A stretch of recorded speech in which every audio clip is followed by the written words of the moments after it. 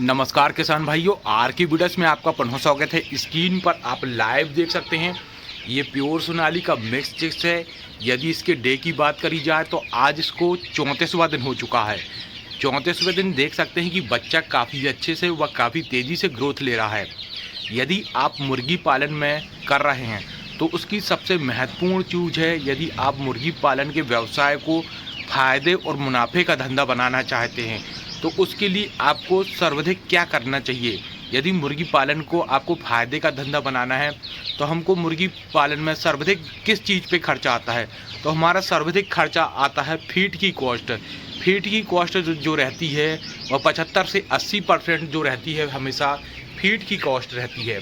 Feed poultry के व्यवसाय में एक महत्वपूर्ण स्थान रखता है, वह सबसे ज़्यादा खर्च उसी पर होता है। यदि हमने फीड की कॉस्ट बचा ली तो हमको मुर्गी पालन के व्यवसाय में सर्वाधिक फ़ायदा होगा। यदि हमने फीड की कॉस्ट नहीं बचाई तो हमको मुर्गी पालन के व्यवसाय में किसी प्रकार का कोई फ़ायदा नहीं होगा।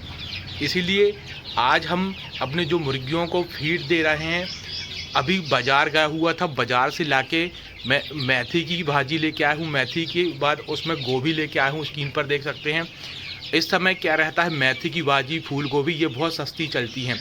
10 रुपए की 2 गड्डी मेथी की भाजी और फूल गोभी 10 रुपए की अच्छी बड़ी फूल गोभी मिल गई थी।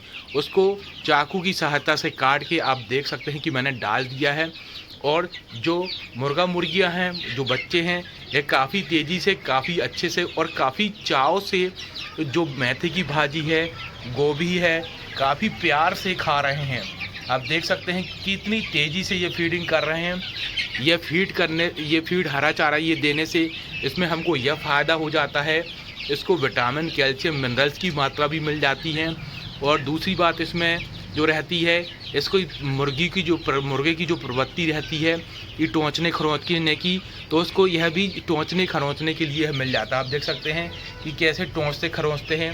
तो इसमें ये रहता है, इसमें कैनिबलिज्म की समस्या भी काफ़ी हद तक इसमें समाप्त हो जाती है। ये एक दूसरे को पीछे टोंचते नहीं हैं। आप हमेशा 30वें दिन के बाद आप हमेशा कुछ ना कुछ अपने फार्म के अंदर डाल दें, ताकि यह एक दूसरे से न लड़के उस जो चीज़ आप डालें, जैसे कि मेथी है, पालक की भाजी या किसी प्रकार की, या मुनगा के पत्ता है या बरसीम है, वह आप डाल सकते हैं, जिससे कि यह उसको टोंच मारता रहे। और उसका क्या रहता है, ध्यान एक जगह से दूसरी जगह भटक जाता है।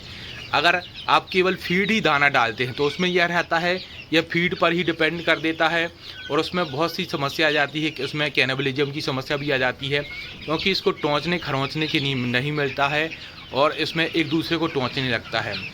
सर्वप्रथम हम एक और बात बताना चाहते हैं कि इसमें क्या रहता है, फीड की हमारी कॉस्ट कम होती है।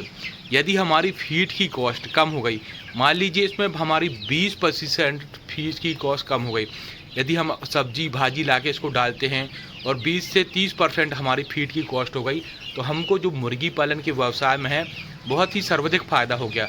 क्योंकि हम जब लास्ट में इसका कैलकुलेशन करेंगे तो हम देखेंगे कि हमको बाहर का जो हरा चारा डालने से इसमें हमको काफ़ी मुनाफा हो गया।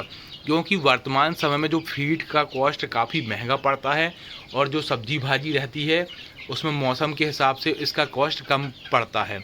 इस प्रकार हम आज का हमारा विषय था, फीड की कॉस्ट लो कैसे करें।